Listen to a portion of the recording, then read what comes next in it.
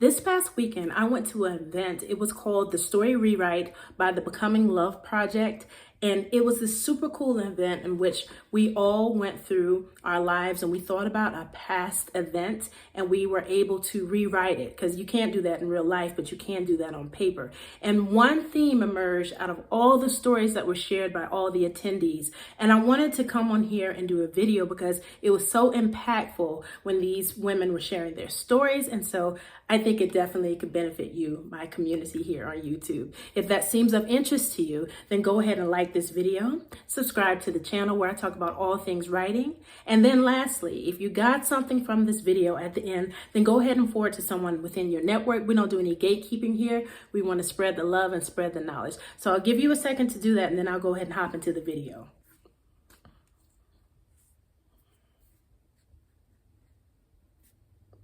All right, thank you so much for doing that. And if you're new to Right Way Consulting's channel, let me introduce myself. My name is Lynette Renee Dovey, and I'm a professional storyteller, ghostwriter. And like I said a few minutes ago, I love talking about all things writing and words and just storytelling. It's so fun. I mean, because why not? So let's go ahead and get into this video. So as I was saying, I went to that event last weekend, and there were women of all ages at that event. And there were some brothers there as well. There were some men there as well. But the premise of the event was the power of storytelling. And what if we could go back in time and rewrite the outcome of something that happened in our past? So there are people sharing things from their childhood, favorite memories with one of their family members who may no longer be with us in the living realm.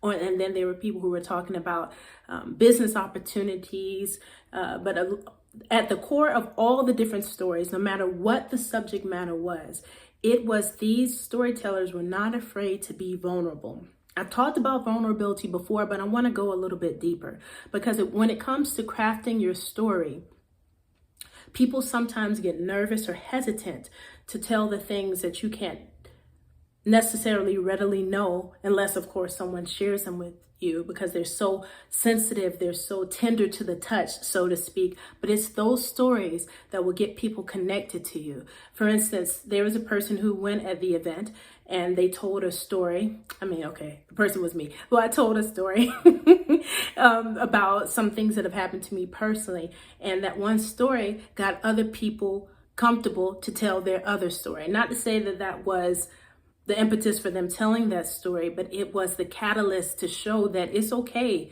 to tell your story and not feel like messed up afterwards. Because, you know, to be honest, I did get emotional after telling the story, but I also felt the love and support of the people in the room. And the only reason why I got emotional was because I was looking at people's faces, because you literally don't know what someone is going through until they share it with you. And so once I shared that, they were like, even the person who invited me to the event, who I know, she was like, I had no idea. But that's the beauty of story. Within the words or within the pages of your story, you can unmask different emotions and feelings that you may have in such a comfortable space as storytelling. So whether you are writing a thought leadership book, or you're writing a memoir, or you're writing an autobiography, do not be afraid to infuse the things that you may think no one can really understand because it's your situation, but there lies the opportunity for connection, because people go through things. And it's interesting because I happened to watch this video. Dr. Cheyenne Bryant, who is an amazing therapist, was speaking to another young lady, and it was a clip, and she was saying to her, the truth, I paraphrase, the truth in what you are living is hidden in the pain, something to that effect. But that's where the connection is, and that's where the breakthrough is. You can't be fearful to touch that spot, because the person was afraid to talk to their family about something that really hurt them. It was in their experience, their story, their trauma, and they just didn't want to be rejected. They didn't want to be neglected more. They didn't want to be distanced. But that's the beauty of storytelling. When you tell your story, the outcome is none of your business.